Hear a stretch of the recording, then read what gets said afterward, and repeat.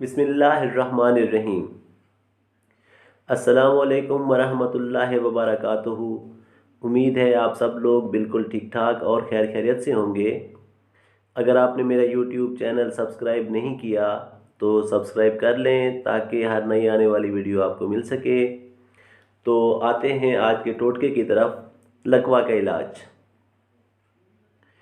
लकवा की अलामात ये हैं कि मुंह की एक साइड जो है वो टेढ़ी हो जाती है।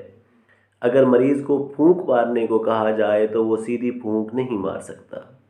ये इसकी बहुत ही वाज़ेह अलामत है। तो इसके लिए आपको चाहिए रीठा के छिलके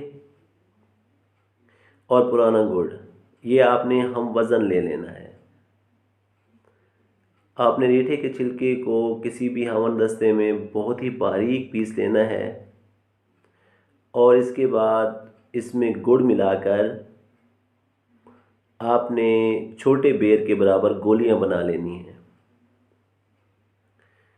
एक गोली सुबह और एक रात को खाने के बाद आपने देनी है।